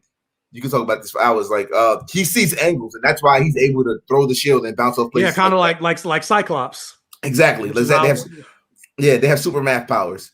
So like even Bucky, he can throw it because he has the strength, but he's not Captain America when it comes to that. So I don't know how it's gonna be. Like Marvel, they might just ignore all that and be like, whatever. Because you saw in the trailer, you saw him practicing throwing the shield, and he was kind of doing it, and you saw him catching it and things like that. So I'm like, they're probably just gonna ignore the fact that he's not a super soldier, and just be like, oh yeah, anybody could throw the shield as long as you practice. Nah, it doesn't work that way. Well, yeah, but I definitely agree. Granted, comics you got to let it go because I mean, even Batman, he's a normal guy, but they have him do shit that a normal guy cannot do. But just like whatever, it's comics you got to let. But I feel like for the MCU, I feel like they have to give him some type of powers. Like even like in terms of the granted, they made Red Wing into a drone, but like.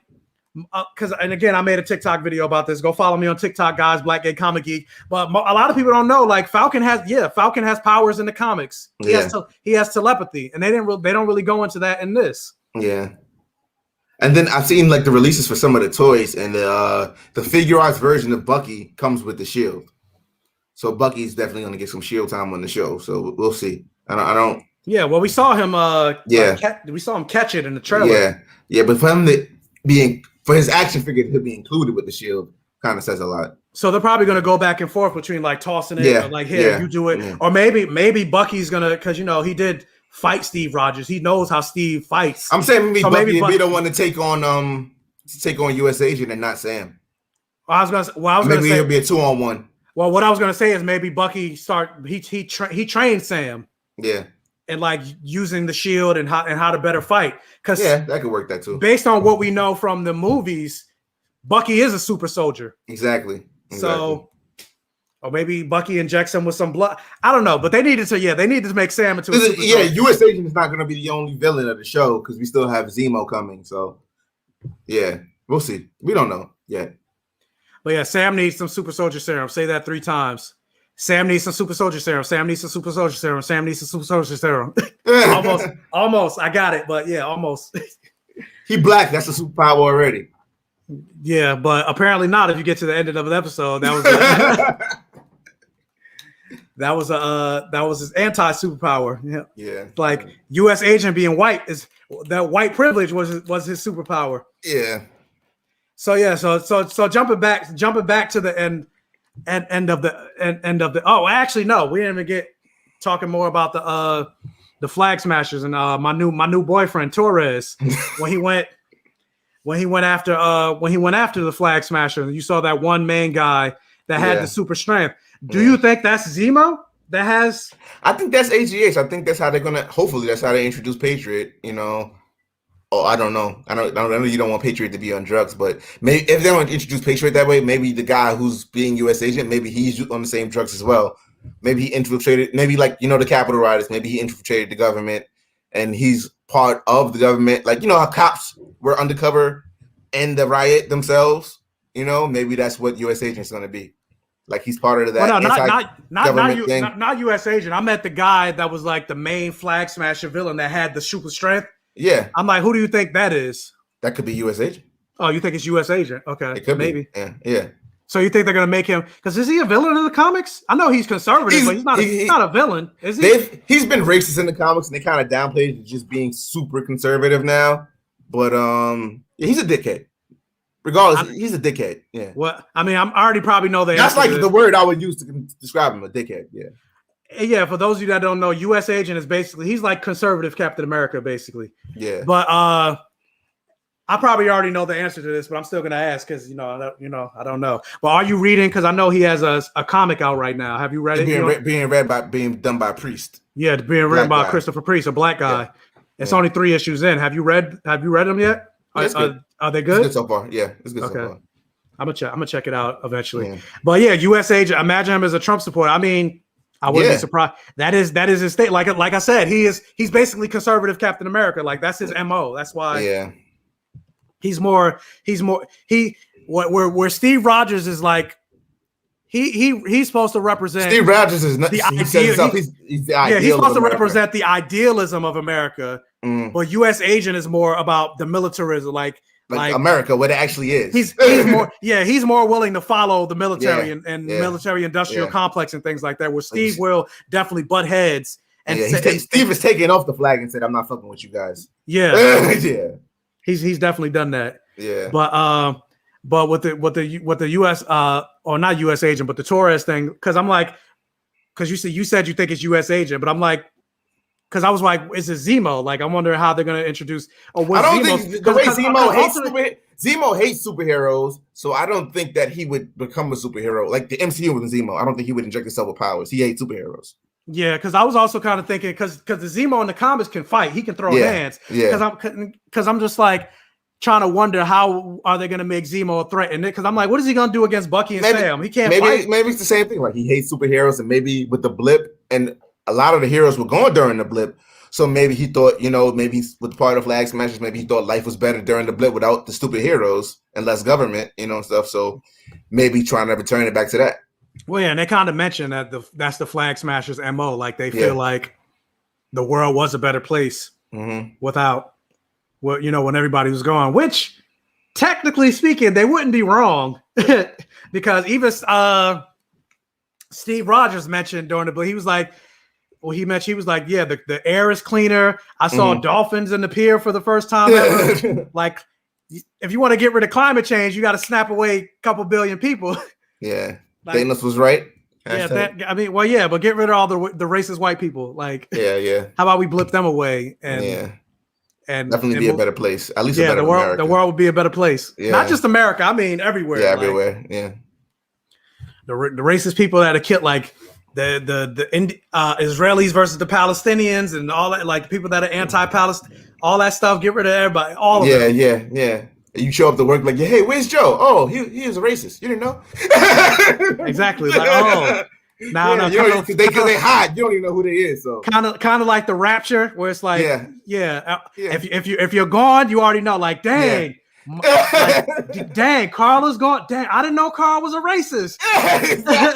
That'll be the new thing. Like, like Lauren said, like the brilliant spell at the end of Lovecraft Country. Yeah, instead of white people having no magic. They gone. Yeah. Or you see somebody missing, you like, I knew that motherfucker was there. Like I didn't know. I was suspecting, but now that he's gone. Proof. Yeah, I ain't had no proof. But now that motherfucker gone, I know that's the proof. Yeah. But what do you say? People be having best. Like I told you, my $5. I told you that motherfucker was racist. But not just racist people. Bigots all around. People don't like us queers, all that. I mean, that's all of it. All of it. Yeah. Get rid of all of them. But the racism, I feel like is the more worse. It's the more worse one, because at least the granted they all go hand in hand, but racism is like they're definitely all hand in hand. Yeah, it's definitely all hand in hand. But yeah, when Torres tried to take out that flag smash, I'm glad they didn't, because when that man stepped on his face, yeah, and he was done for. Yeah, when he had superpowers on top of that, I'm like, nah, your neck should be like cracked. Yeah, he should be dead. Yeah, yeah, and even the way it did, it was like. But I'm glad he's not dead, because like I said, he's cute. So we need to keep him. We need to keep him around, especially when he like. And then like, I'm shallow as that. But then when he had like all the bruises and stuff like that, he was talking to Sam in the camera phone. I was like, even with all the bruises and stuff, I'm like, you didn't even look. I'm like, come on, baby, let me take care of you real quick. Let me nurture you. Let me nurture you together. I could get some ointment. I got some ointment in my fridge, or not the fridge, but the cabinet. But yeah, so jumping right to the end of the conversation where they were talking about the guy that got beat up and things like that, and then the sister came in. Mm-hmm. Wait a minute. What? See, Sheldon, he about to make me come for him real quick. Because what did he say? He's like, I'm gonna need black. And first of all, it's BGCG, Black Gay Comic Geek. You missed one, so put some respect on it. But it's like, I'm gonna need him to back off my man. Torres is mine. I'm like, you could try, but this is my live stream. So what I say goes. Mm-hmm. But yeah, so when his sister came in and showed the news segment about the guy, granted, we already talked about the ending already, but for the people that came into the stream late, we could talk about it again, real quick. But yeah, like when I'm curious to see what they're gonna do with U.S. Agent and how far they're gonna go with the like are they're probably not even gonna touch on him being racist. Maybe he's just like, oh yeah, I'm the patriot. I want to fight for my country. Yada yada yada. I don't know. I think he's gonna be definitely part of Flag Smashers, and maybe like he'll say like one racist comment, and that'll be it. Like one thing, and you'll be like, oh, like just to let us know that he's racist. But they're not gonna go off with him fucking, with Trump this and Trump that, and make America great again and all that stuff. And it was better then and now. But he's probably gonna say one thing, I don't know, say one racist thing. Yeah, maybe that'll be the way he gets. Yeah, he loses the shield. Yeah, or whatever, and then isn't Captain America anymore and becomes U.S. Agent. And the funny thing is, like, I think like probably the next episode we probably see Sam like try to approach the situation diplomatically, like, hey, Steve kind of gave that shield to me, and you can't just pick somebody. And they're like, well, with the government, we own it, we did, and yada yada yada yada yada. So, and then it'll turn into like we got to take back the shield. Yeah, he'll try to do that, but then they could easily be like, yeah, but you gave it up. Yeah, I think it's gonna be more like how the comics is like, a bunch of white racists saying that Sam should have the shield. I think it'd be more like a whole bunch of black Twitter on the Marvel on the MCU. Not my Captain America. Yeah, not my Captain America. The other way around. Yeah, exactly. More anti-racism than showing how much racism there is. But addressing this real quick, Dominique Crump, thank you for leaving your comment. But was the new white Captain America the man he saved? No, the guy at the end that put on the Captain America shield. Unless they change it, but that wasn't the man that he saved at the very beginning. Honestly, my prediction for that is the guy that he saved at the very beginning, the military guy. Mm-hmm. I'm thinking he works for the Flag Smashers, and maybe he like betrayed them or something like that. Mm-hmm. And so Bertrand the Leaper is trying to get him to like punish him. Because maybe he didn't give him intel on time or something. Because I'm like, why take him? And then when that one guy was like, or when the guy was like, he's not going to follow us if we go into this territory. I'm like, no, I feel like he's probably like he was probably like an inside man, and he's getting punished or whatever. And that's why they stole him. That's what I think. Maybe I was thinking similar. Yeah, so I don't know. But I think we pretty much touched on everything in an hour and a half. Yeah. That that we were there, unless you could think of anything that we missed. We got Sam's backstory, and that was like really deep. I think that was like one of the most important parts. Like you got to know who Sam is, and like a lot of people who said that I know personally, like, and we were having a conversation, like they never really liked Falcon until this episode, until they got to see. I agree, because for the most part, He's just been there. Like I like Anthony Mackie. That's not what the complaint is. Yeah. But in terms of like the character of Falcon, like he was just there. He's been there pretty much at the behest of Steve Rogers. Exactly. Like, Steve, what you want to do? I'm riding. and funny enough, that's actually what they should just change the name of the show to like Captain America's former husbands, because they're both basically his former best friends now trying to live their lives without Steve. Without Steve. They were in a poly and Steve ran away. They could have had a like a thing with like Jean Grey, Wolverine, and Cyclops. Yeah. A full poly relationship. But Captain America's too rigid. He got, growing up in the 40s, he can't adjust. Bucky can at least adjust. Yeah, he's been around. Yeah. Steve can't adjust. He's still in the closet. But yeah, I don't really have nothing else. Oh, speaking of Steve and being in the closet, how do you feel about the gay Captain America that Marvel is teasing? I talked about this before. I made a TikTok video about this too. Again, for those that don't know, Marvel Comics, because June is LGBTQ Pride Month, and so because of that, both DC and Marvel, they released like that they're doing like a Marvel Pride event, or they're called DC Pride event, DC and Marvel Pride event, and so Marvel released the thing that they're going to introduce a gay Captain America.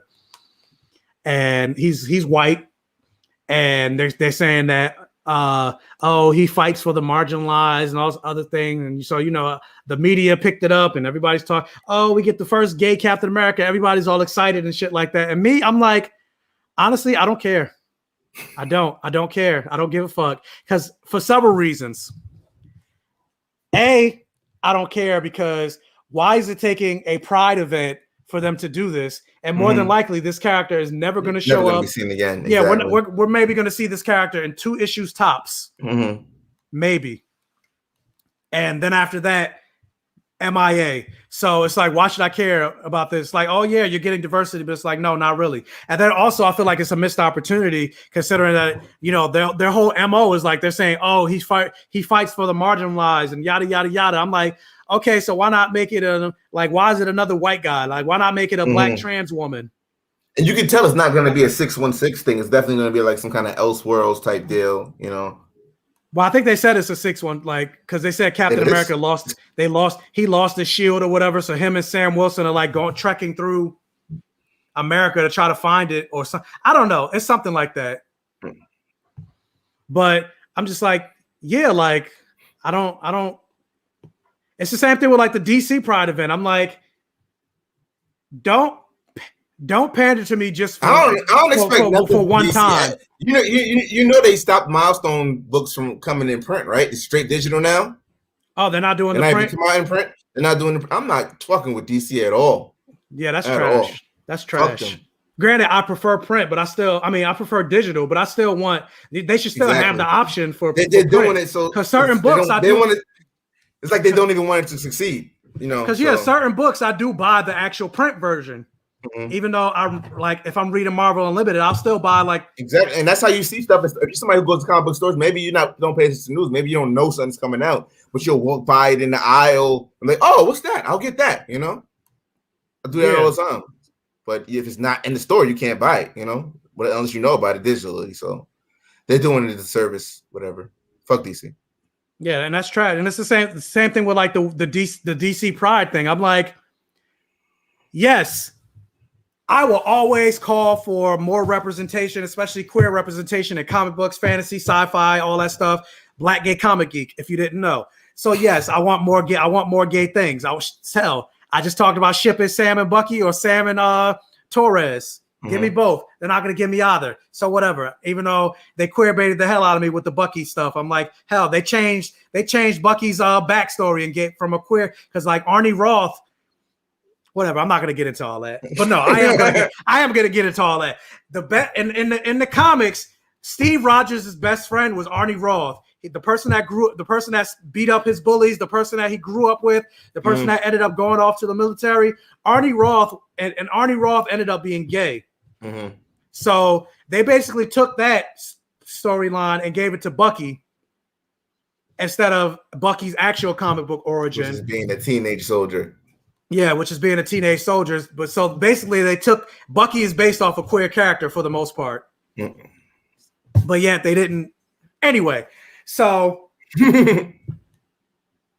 most of those characters. So I say all that to say yes, I will always call for queer representation. But with DC and both Marvel, like they're talking about having all this month wide release of queer characters and spotlighting queer characters, but yet at the same time, like none of these characters have an ongoing book currently. More than likely, after this month is over, Pride Month is over, they're not going to have an ongoing book. DC loves the Marvel has America Chavez has a solo going right now. Well, yeah, she's the one. Yeah, she's the one.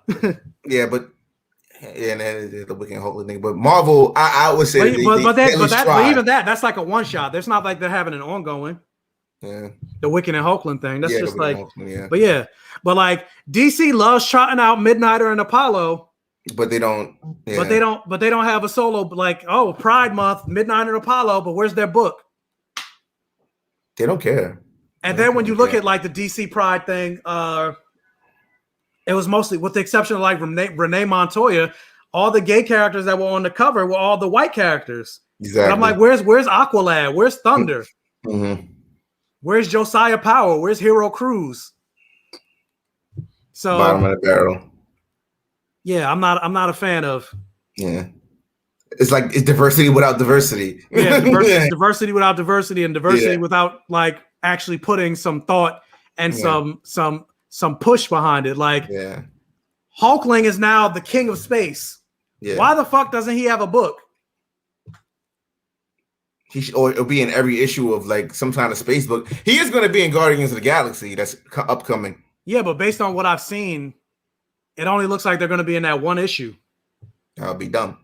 Because like they're in I think they're in like issue 3 of Guardians of the Galaxy. Because like every issue is a new team of Guardians. Like Dr. Doom is on one of the teams. But he's hopefully the team that Hulkling is on gets a solo book. Hopefully, I'll buy 3 copies. Now, granted, I still want him to have a different. I'm like at this point, like man, my dude, you're the emperor of space. You should not be calling yourself Hulkling anymore. Facts, especially considering you have nothing to do with the Hulk. Like somebody gave me a good rep. Like even Wiccan, I want him to have a different name. Like. And somebody gave a great suggestion. Where I was like, okay, I'm pushing for it. I'm trying to tweet everybody. Granted, who am I? I don't have any Twitter following or any clout on Twitter, but I still try to tag the artist. I try to tag Al Ewing because he says he's writing Wiccan in the Guardians of the Galaxy book. But I'm like, as an homage to his mother, I'm like, Wiccan should be called the Scarlet Sorcerer. I like that name. That's a nice name. Or the Cranberry Conjurer. Nah, fuck you. What the hell is that? The Cranberry Conjurer. But yeah, like even Demiurge, I don't like the name Demiurge because that's what he becomes. Like, Sheldon, he becomes the Demiurge in his book, and yeah, that's true. Like he is one of the most like, and that's something I didn't realize. Like if you go back, like eventually Wiccan becomes so powerful that he like. Did you know that he actually he's the reason that Thor exists? Like he created Thor, more or less. I missed that. Yeah. So basically, what they said in the comics is Wiccan eventually takes on the mantle and becomes the Demiurge. And if you go back and read, the Demiurge is like a powerful being that creates all the elder gods. Yeah, I know that. The elder gods are like Gaia. Well, now they kind of retconned it, but Gaia. Yeah, Gaia is not Thor's mother anymore. Yeah. So, but Gaia helped create Odin and Asgard and all that other stuff, and then she was also Thor's mother. But then they retconned it to say the Phoenix was Thor's mother. But either way, in the future, Wiccan becomes the Demiurge, and then he goes back to the past and creates the Elder God, Chthon, and all that other stuff, which also makes sense to it being connected to Scarlet Witch. But I'm also, granted, I kind of don't like that because then I'm like, now it kind of makes the universe smaller by saying that's Wiccan in the future. Yeah, so Marvel always does that though. Like, everything goes like in a cycle until they decide to everything goes in a cycle. I'm like, so in the future he becomes that and then goes back to the past. Yeah. And then like it just so that's basically crazy. So I don't necessarily like. I like that he's powerful. I like that they kind of make him the center of things, but not that. Like I want the future to actually be the future, not the future to go back to the past. You want the future to be now. Yeah, I don't want it to be a cyclical. But yeah, Wiccan will eventually become insanely powerful, even more powerful than his mother. Mm-hmm. So I'm like, yeah, why the fuck don't they have a book? Yeah. Or there needs to be a book explaining that, like they as much talk as Franklin Richards has gotten in the books about him, but how powerful he is in the future. So so I'm not a fan of that. Or like, besides America Chavez, why is she the only one with a solo dolo? Or I'm trying to think who else. I'm drawing a blank all of a sudden. Queer characters. Of gay characters in Marvel. I don't know why I'm drawing a blank all of a sudden because I'm like, I should fucking know better. Yeah. Because right now I'm thinking about DC characters because I'm like, yeah, we need to get Midnight and Apollo. We need to get where's the Thunder book? Why doesn't she have a solo book? So I'm like, all thinking about Thunder and Grace Choi from like Black Lightning. But like, yeah, like there needs to be more Marvel because I mean, especially like X-Men like. I mean, there's so many gay X-Men though. Yeah, granted he had one already, but I'm like, give Iceman another solo book, and then give him a better solo book because I wasn't. I'm about to say the writing. Yeah, I wasn't a fan of the writing. I wasn't I don't know. I'm not. Yeah, I'd rather listen to your opinion, but I wasn't a fan of Iceman going like I don't. Tell me if I'm wrong. Like he went from being like he can be gay, but he went from being gay to like kind of like flamboyant, like out of nowhere. He was like Iceman was like, yes, queen, and all that stuff, which is fine. But it's like out of nowhere, I thought you just like guys. I didn't know you were like, it's like a huge shift. And I mean, part of me, I kind of get it. Maybe not in the sense of changing how you act or anything like that. Uh-huh. But like, thanks. But sorry, that's my brother. But like. I kind of get in the sense because like my first time hearing like gay lingo was when I went to college. Mm-hmm. Like hearing people say, "Oh, like what's the T?" and like they would talk to me like that. I was like, "What the fuck are you saying?" Like I don't know what you're saying. But correct me if I'm wrong. Isn't that just Black woman language, like Black woman slang? I mean, some of it is, but some of it is like things that gay men take from Black women and then change it and make it into like somebody saying like. Because even like something like what's the T? I don't remember it. Like I think that originates from like ballroom culture. Okay. Or another one like what's the Gaga? Mm-hmm. That's another thing of like what's the T? Mm-hmm. But like I never used it going like until I started being around other gay people in college. Mm-hmm. And they started using it. And then eventually I started using it. This was before the Kermit meme. The Kermit meme. What? Kermit the Frog drinking tea. This is before that meme. Oh, this is before that. Yeah, before that. Yeah, way before that. Yeah. This is before memes were really a thing. Mm-hmm. So in terms of Iceman using that lingo, saying yes, queen, maybe like once you get immersed in that and people around you start using it, I get maybe. And how do you feel about Iceman? But then he wasn't around. We didn't really see him around people using it. But the thing I didn't like about the writing, more specifically. Is that like a gay thing or is it a Black gay thing? It's a Black gay thing. Yeah, and that's why I think Phil, for like Iceman to be saying that, you kind of co-opting. But he's white. But he's gone. That's what they do anyway. White people are known. Yeah, white people are known for like two things: racism and stealing from Black people. Yeah. So, like, but the thing I had the biggest problem with when it comes to the Iceman comic is like Senna Grace didn't really justify to me why he was getting a solo book. Mm-hmm. Like everything that he was dealing with outside of like going to gay clubs and having a boyfriend and things like that, he was dealing with typical X-Men problems. He was even in the mansion. You had him fighting like the Juggernaut and things like that, always teaming up. Kitty Pryde showed up. Mm-hmm. Other X-Men would show up. But like you didn't give me a reason why Iceman had a solo book. You didn't give me Iceman. You didn't give me Iceman. You didn't give me Iceman specific villains, Iceman specific problems. It's the same thing with like Wolverine. Like when Wolverine has a solo book, he's not even in the X Mansion. He's away. Yeah. He's at Madripoor. Yeah, somebody came up with a story and they say, "Oh, Wolverine would be perfect for this idea that I have." Nobody did that for Iceman. They just like he needs a book, so just write it. Wolverine has his own rogues gallery of villains, Lady Deathstrike, Omega Red, but like Iceman, you didn't give him that. Can you give an Omega level mutant his own villains? Like Iceman is so powerful. Like that's another thing. Like it's hard to write those characters. Like when I say Iceman is powerful, I think he's powerful on the level of like Superman, Silver Surfer. Those characters are very hard to write because they can beat anybody. And Iceman solo, he beat the Juggernaut. The Juggernaut is pretty much unbeatable. You know what I mean? Like, yeah. So it's hard to write those characters. You have to be writing about their personality, and they have to be going through regular things. You know. But create another Omega. Make another Omega for him. Make it another Omega level threat. Yeah, I guess. Yeah. Or like, yeah, he might be Omega, but just because you have the power doesn't necessarily mean you know what to do with it. Exactly. Yeah. Yeah. So like. What we saw Emma Frost do with his powers is not. He's never duplicated. Yeah, he's never really done. And then also with that, like Charles Xavier, he's an Omega. He's not an Omega level mutant, but he's still way more skilled than say somebody like Jean Grey, who is an Omega level mutant, or Kid Omega. They're both Omega level telepaths, but Steve Rogers, Xavier is still way more skilled than them. So, or even like the most recent issue of Sword. Manifold not an Omega level mutant, but he still was able to he was still able to take out Null. Yeah. He was still able to do things with his powers that wasn't Omega. So I guess like you don't necessarily need an Omega level threat to take out like Iceman if you're skilled enough. Yeah. But just he should still have some threats. Or have like maybe his villain is a telepath. So even though he might have the power, it still could fuck with his mind. Yeah. So that's something I didn't like, like in terms of the writing. And then just like the dialogue, I wasn't really a fan of the dialogue. And then also the fact that I think I mentioned this to you before. He said to Kitty Pryde, he was like, Ninja, please.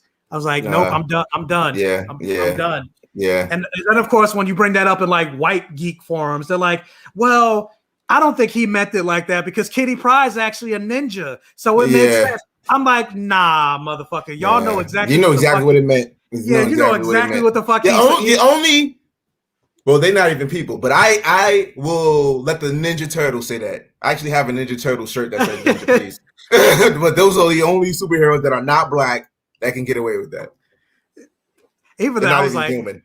I mean, they're green, so I guess that's black. We say Piccolo's black in Dragon Ball Z, so I'm like, it's not really that far, like Raphael. Yeah. But yeah, let me answer this one last thing real quick, and then pretty much I don't got nothing else to say. But is Wanda still considered the Great Pretender? What is she, mutant or something else? Cursed by the human Chthon? Right now, she's still the Great Pretender in the comics. And we don't know where they're gonna go with it. Yeah, where they're gonna go. She needs like a solo book, like just to show where she's going. Jonathan Hickman, or maybe a whole event. Just probably on her again. Yeah. Like Jonathan Hickman is definitely planting seeds that he has plans for Scarlet Witch because he keeps implanting her in certain stories and then having people keep constantly mentioning her. Yeah. So eventually, like they hate her. She's like Satan in the mutant community. Like yeah. So eventually I feel like they're going to have to address, I don't know, now that Marvel, because I mean, the whole reason she's not a mutant anymore is because Marvel didn't have the rights to using mutants in the movies. So they wanted to separate, and then they wanted to try to push Inhumans to the forefront, and they knew they were going to still use Wanda in the movies, and they knew they couldn't call her a mutant, so they didn't make her a mutant. It was stupid. Like, I don't like cross, but they didn't want to promote those X-Men movies at all. So they didn't want to promote the X-Men movies at all. So they made her and Pietro not a mutant in the comics. But now that they have the rights to everything, I don't know if they're gonna go back, revert it, and make her just a mutant. They got experiment because mutants are like baby celestials, so they could make her like a whole celestial maybe or something else. I don't know what they're gonna do. Yeah, so I don't know if they're gonna go back, but right now, she is the Great Pretender in the comics. And we haven't really seen Wanda since that time where she tried to bring back all of Genosha and they came back as zombies. Yeah, she fucked up again, and that was like sometime last year. So we haven't seen her since. So I don't know what's going on with Wanda. She gonna pay one day. She gonna pay. Is she? Because she hasn't paid since like 2004. she said no more mutants back in 2004. Yeah. It's been damn near 20 years. Yeah. And she still ain't go to jail.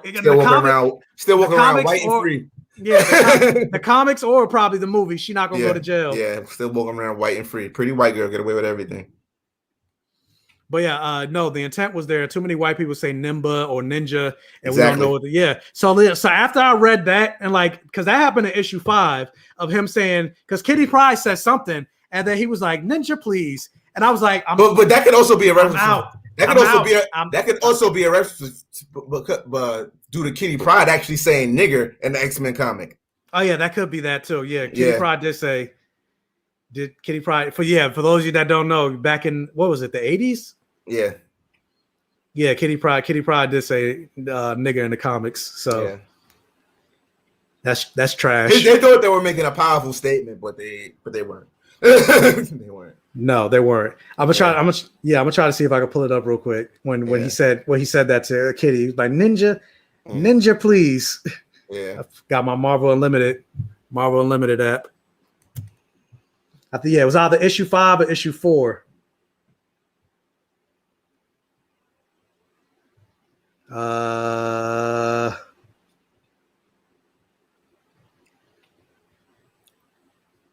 But whatever. I don't know how that stuff gets past editors. You know what I mean? Because most of the editors are white. Oh, white. Exactly. So that's why I know DC gonna hire me one day to be a consultant. They gonna hire me. That's the only way they're gonna get black people to start reading the comics again. I can't find it, but anyway, yeah, go back and. Well, I was gonna say, well, don't read it because no, fuck that series. But yeah, going back to what I was saying, like he needs his own solo series. So, but give it to somebody else. Yeah, give it to somebody black. Shit. Give it to Vita Ayala.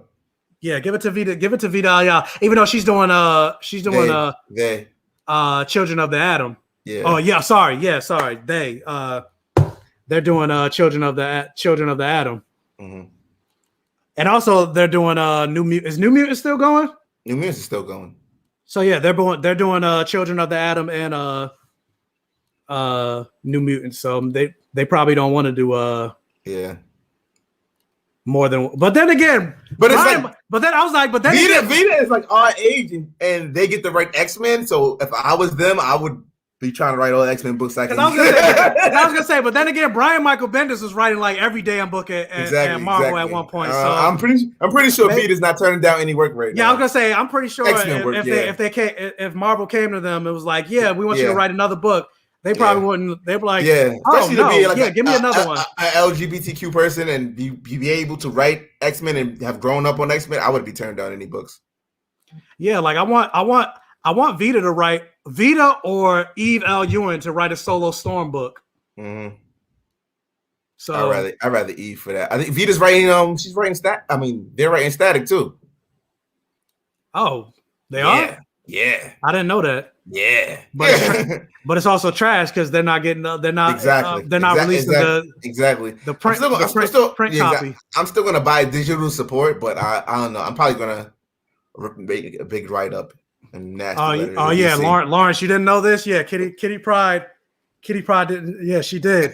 I would pull it up on my computer to show you the screenshot, but then I'm like, I don't know if that'll get flagged if it's on the screen if I put it on the screen. So just in case, I'm not going to do that. But yeah, she did say it. Did she say?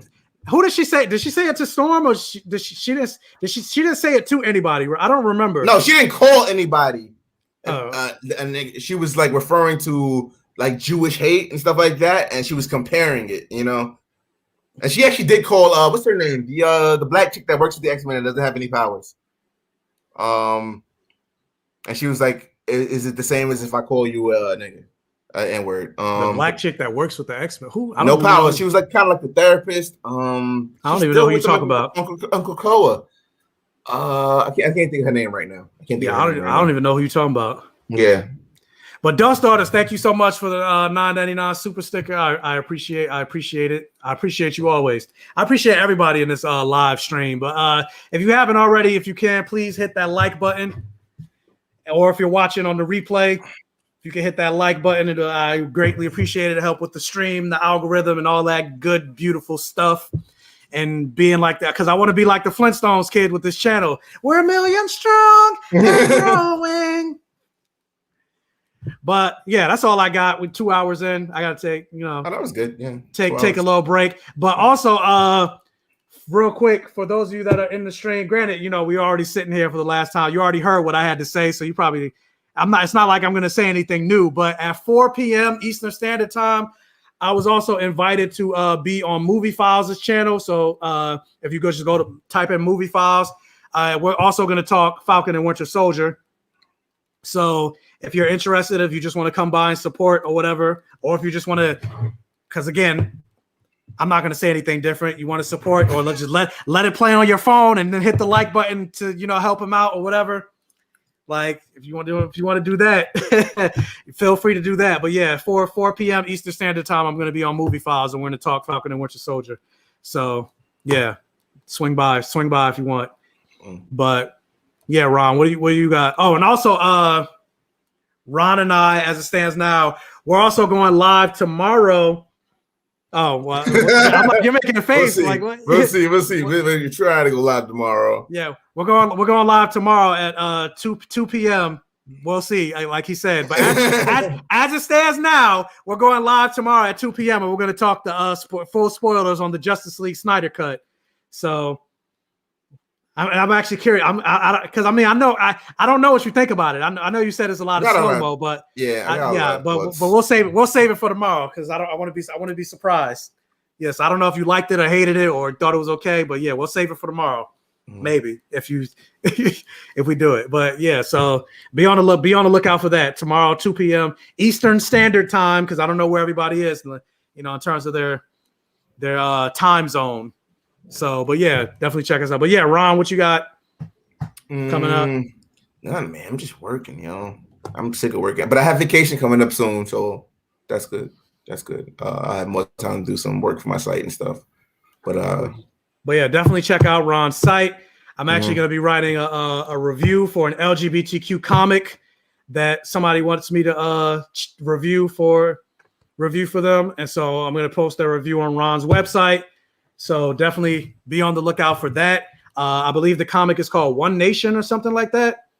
But yeah, it's about a black albino superhero. So I haven't representation. I haven't read it yet, but so I don't know if it's good or not. But either way, be on the lookout for that article. What kind of albinos? The one with the blonde hair? Yeah, the one with the blonde. Yeah, basically looking like what's his face on Black Lightning.